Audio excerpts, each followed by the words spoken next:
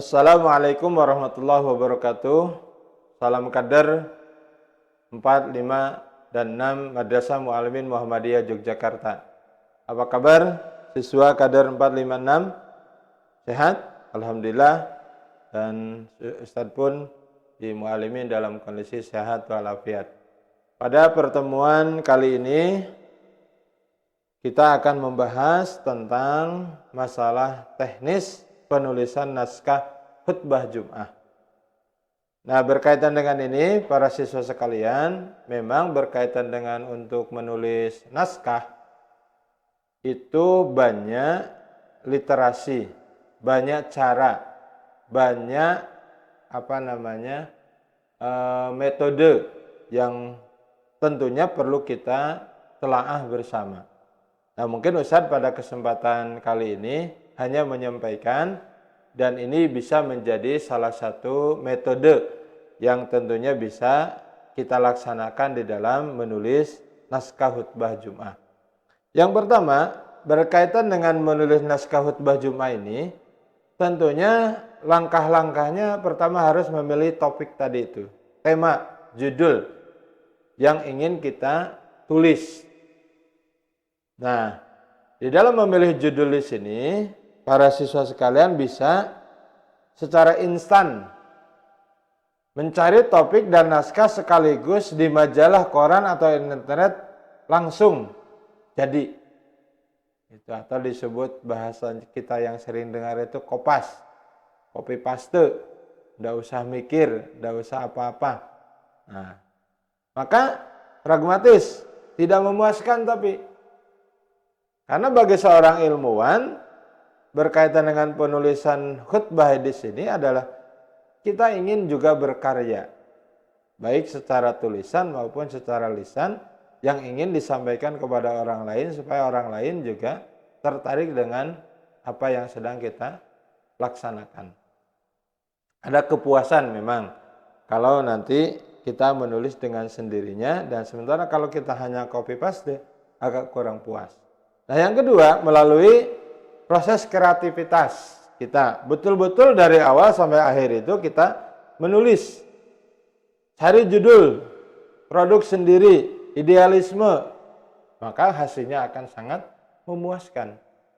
Maka topiknya itu kita cari dulu, apa saja, misalkan contohnya banyak contoh-contoh tema atau topik yang harus kita bahas pada kesempatan kondisi yang saat ini sedang berkembang.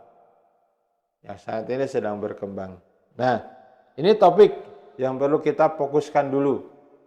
Nah, sehingga dari topik yang kita ingin sampaikan itu, maka kita yang kedua adalah menetapkan judul. Menetapkan judul. Jadi para siswa sekalian ini, kalau nanti sudah terbiasa, harus senantiasa bisa menetapkan judul. Nah, apa yang harus ditetapkan ketika judul ini? Nah, yang pertama, kapan judul itu dibuat? Kapan judul itu dibuat? Nah, ada dua langkah. Pertama, judul itu bisa dibuat pada awal penulisan. Artinya sebelum menulis, sudah ada tema dulu. Ada tema dulu. Nah, apa contohnya? Mau berkaitan dengan masalah bencana, tentang akidah, atau mau berkaitan dengan akhlak, misalkan akhlak pemimpin di dalam berbicara, misalkan akhlak pemimpin di dalam pergaulan, atau pergaulan secara islami, atau misalkan akhlak Rasulullah di dalam berumah tangga, misalkan begitu. Nah, itu bisa diawali. Sehingga nanti kalau sudah enaknya, kalau sudah ada tema dari awal itu, kita bisa mencari dalil-dalil dan pendapat dan rujukan-rujukan yang lain sehingga kita lebih mempermudah. Sedangkan yang kedua, bisa nanti di akhir penulisan. Artinya kita mencari dulu sumber, baru nanti tema diputuskan. Cuman kalau yang kedua ini jelas nanti kita akan mengalami kebingungan.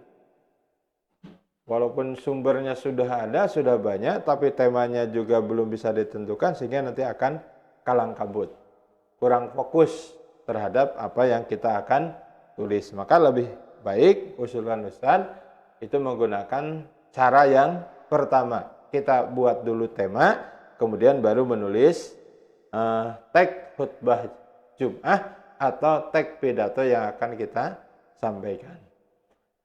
Para siswa sekalian, yang ketiga, dalam mencari dalil, minggu yang lalu Ustaz juga sudah menyampaikan bagaimana dalam mencari dalil itu.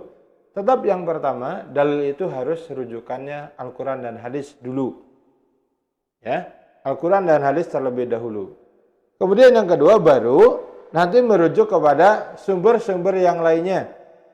Apa? Contohnya tadi bisa dari para pemikir, ulama, para cendekiawan, para ilmuwan yang menurut kita pendapatnya bisa dipertanggungjawabkan dan tidak menyalahi daripada tuntunan Al-Quran maupun hadis Nabi kita Muhammad SAW. Jangan sampai para siswa kita semua terjebak dengan pemikiran jaringan Islam liberal. Jadi seolah-olah itu mengajarkan ajaran Islam tetapi keluar dari ajaran Islam. Nah, maka di sini harus hati-hati para siswa kalian ketika mengambil pendapat dari cendekia atau para ilmuwan berkaitan dengan ajaran Islam ini. Harus betul-betul para siswa kalian memahami di dalam mencari dalil ini. Yang ketiga, yaitu fakta ilmiah. Kejadian apa yang sedang terjadi pada saat ini bisa tadi kita merasakan sendiri atau mengalami yang dialami oleh orang lain, apa yang itu bisa menjadi topik atau menjadi tema ketika kita ingin menulis dalam sebuah khutbah Jum'ah ataupun pidato-pidato yang lainnya. Kita sesuaikan dengan kondisi dan saat ini. Misalkan contohnya kita ini sekarang akan menjelang kurban. Nah, maka tema kita ini berkaitan hikmah penyembelihan Idul Kurban atau tuntunan kurban di masa pandemi ini, misalkan begitu. Nah, para siswa sekalian bisa mencari literatur atau mencari sumber berkaitan dengan apa dan bagaimana sebaiknya ketika kita menyembelih hewan kurban di masa pandemi ini. Mungkin kita bisa melihat keputusan dari PP Muhammadiyah. Kita bisa melihat keputusan dari organisasi Islam yang tentunya kita berawal dari ilmuwan-ilmuwan yang kita bisa dipertanggungjawabkan. Nah, yang keempat, dalam mencari menulis ini harus mencari fakta objektif. Betul-betul harus objektif, tidak boleh ada hal yang lain.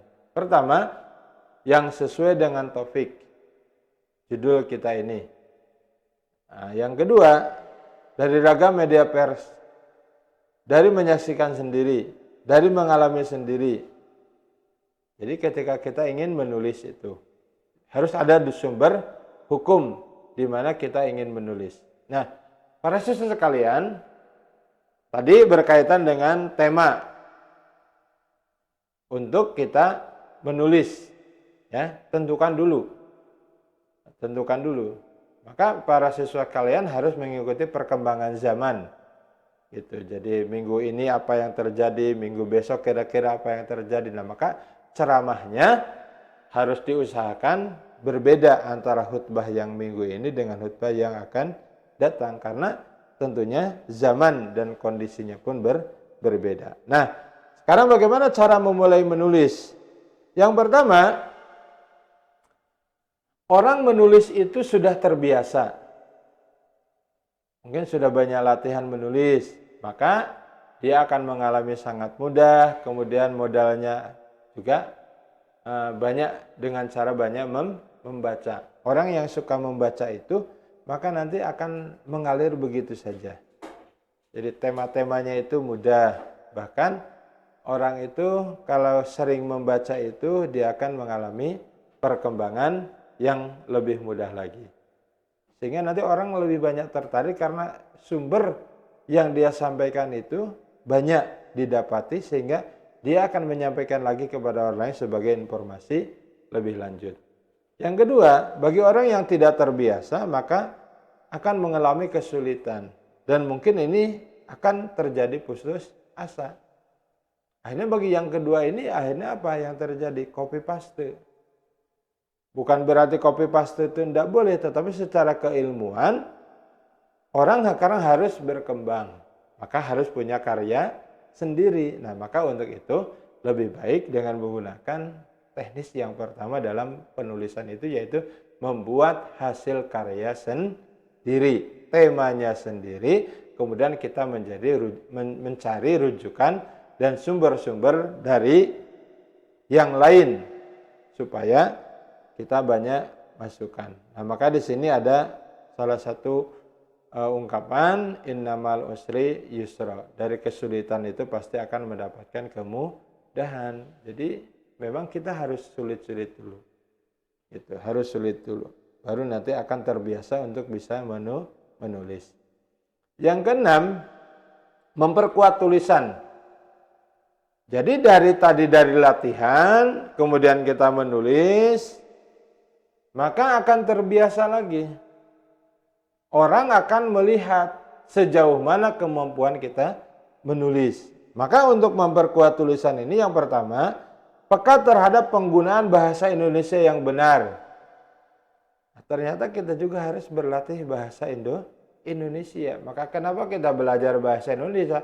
Ya supaya bahasa kata dan tulisan itu bisa tertata dengan rapih. Yang kedua, contohnya di sini dapat membedakan antara di untuk kata depan dengan di untuk kata awalan. Nah, gitu. Jadi para siswa sekalian, yang kedua, gunakan beragam gaya bahasa agar lebih menarik. Ya, gaya bahasa itu agar lebih menarik. Mungkin dengan banyak membaca tadi, salah satunya akan banyak argumen, rujukan bahasa yang kita ingin sampaikan. Tetapi tadi harus lihat dulu siapa yang diajak bicara. Jangan yang kita ceramahi itu adalah para petani, sementara kita ceramahnya menggunakan kata-kata intelektual. Jelas mereka nggak paham. Cari bahasa yang bisa dipahami oleh mereka. Jika perlu, sisipkan peribahasa atau kata-kata mutiara.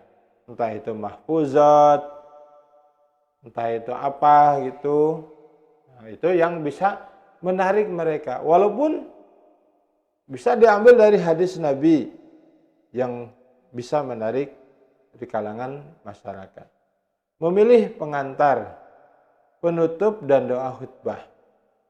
Nah, sini untuk pengantar di sini para siswa sekalian bisa kita merujuk kepada yang sudah ada. Yang sudah ada. Contohnya alhamdulillahilladzi arsala rasulahu bil huda. Nah, penutup doanya ada. Nah, tetapi kalau kita sudah memiliki kemampuan dalam berbahasa Arab yang bagus, maka kita bisa membuat mukadimah, penutup dan doa khutbah Jumat ini kita menggunakan bahasa sendiri.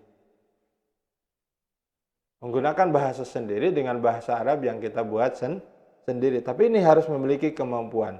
Maka pilih dan buat yang sederhana dan menarik. Lebih bagus yang puitis. Itu jadi puitis itu doanya. Silahkan. Tapi kalau khutbah Jumat jelas harus berbahasa Arab. Tapi kalau ketika pidato atau ceramah bisa berbahasa Indonesia. Sesuaikan doa dengan topik khutbah. Berbicara dengan musibah, maka doanya pun berkaitan dengan musibah. Nah, maka di sini bisa dilihat dari Suara Muhammadiyah banyak contoh-contoh untuk pengantar, penutup dan doa khutbah di sini. Tapi kalau kita mau buat sendiri, silakan kalau memang sudah memiliki kemampuan berbahasa Arab yang bagus. Nah, para siswa sekalian, sebagai terakhir, isi naskah khutbah itu apa saja? Ya, isi naskah yang pertama, puji-pujian kepada Allah Subhanahu wa taala. Jadi jelas dari tadi atasnya itu temanya dulu, kemudian nulis alhamdulillahilladzi arsala rasulahu bil huda wa dinil haq dan seterusnya. Kemudian sholawat Allahumma sholli ala Muhammad wa ala alihi wa ashabihi wa man tabi'ahum bi ihsanin ila yaumiddin. Amma ba'du. Kemudian 2 kalimat syahadat. Asyhadu an la ilaha illallah wa asyhadu anna Muhammadan abduhu wa rasuluh. Kemudian yang selanjutnya ada namanya, ini mohon maaf, harusnya wasiat takwa dulu. Wasiat takwa dulu, baru membaca ayat suci Al-Quran. Wasiat takwa itu apa contohnya? Faya ayyuhal hadirun usikum wa iyaya bittaqwallah faqad fazal muttaqun. Kemudian setelah itu baru ada namanya membaca ayat-ayat Al-Quran yang ini merupakan salah satu dalil dari tema yang akan kita bahas, yang akan kita sampaikan. Nah, setelah membaca ayat Al-Quran, kemudian baru kita menyampaikan pembahasan, tentunya diuraikan secara sistematis dengan mengemukakan berbagai alternatif pemecahan masalahnya. Silahkan disampaikan dengan panjang lebar kalau ceramah, tapi kalau khutbah maka harus dibatasi pembahasannya antara 10 sampai 15 menit. Tidak usah terlalu bertele-tele. Nah, kemudian diakhiri naskah ini dengan rumusan kesimpulan penting yang dilanjutkan dengan pemberian saran yang terkait dengan kesimpulannya. Nah, ini sebelum, kalau dalam khutbah Jumat ini, sebelum doa untuk duduk pada di antara 2 khutbah. Ini diberi kesimpulan. Nah, sedangkan untuk khutbah yang kedua, para siswa sekalian, cara penulisannya itu, yaitu tetap ada tadi urutan yang pertama tadi, puji-pujian, sholawat, kalimat syahadat, kemudian wasiat takwa. Nah, cuman yang kedua ini ditambah dengan walaupun ada yang menyampaikan juga, sebelum berdoa menyampaikan dulu khutbah lagi. Entah itu menyimpulkan atau memperkuat dari apa yang disampaikan pada khutbah yang pertama tadi. Nah, tetapi pada khutbah yang kedua ini juga ini ditambah dengan doa untuk meminta ampun untuk kaum muslimin dan mukminin mukminat. Contohnya apa? Allahumma gfir lil mu'minina wal mu'minat wal muslimina wal muslimat al ahya'i minhum wal amwat dan seterusnya, dan ditambah doa-doa lagi yang berkaitan dengan tema yang sedang kita tulis atau sedang kita sampaikan. Nah, itu silakan doanya jangan terlalu panjang, misalkan antara 3 sampai 4 doa, yang itu juga yang pendek-pendek saja yang berkaitan dengan tema yang sedang kita tulis. Nah, ini para siswa sekalian berkaitan dengan tata cara penulisan khutbah Jumat. Tapi juga silakan kalian bisa memperdalam di tulisan-tulisan Suara Muhammadiyah. Mungkin kalian bisa merujuk ke sana. Urut-urutannya di dalam menulis khutbah Jumat. Tetapi secara khusus ini yang Ustaz bisa sampaikan, dan rujukan-rujukan yang lain, tata cara penulisan pidato dan lain sebagainya, juga para siswa sekalian bisa membuka dari buku-buku yang lain untuk lebih memperdalam, sehingga nanti kita dalam menulis sebuah naskah khutbah atau pidato itu bisa lebih baik lagi, sehingga kita bisa menjadi penulis-penulis yang handal dan memiliki kemampuan yang sangat tinggi. Itu saja yang bisa saya sampaikan berkaitan dengan tata cara penulisan khutbah ini. Mudah-mudahan ada manfaatnya dan kita bisa menjadi penulis-penulis yang handal sehingga kita memiliki hasil karya di dalam menyebarkan ilmu pengetahuan, sehingga siapapun akan membaca dari hasil tulisan kita ini, dan kita juga tentunya insya Allah mendapatkan kebahagiaan dunia dengan mendapatkan tadi hasil karya kita semua. Itu saja yang bisa saya sampaikan. Mari kita akhiri pertemuan ini dengan membaca hamdalah. Alhamdulillahirabbil alamin. Assalamualaikum warahmatullahi wabarakatuh.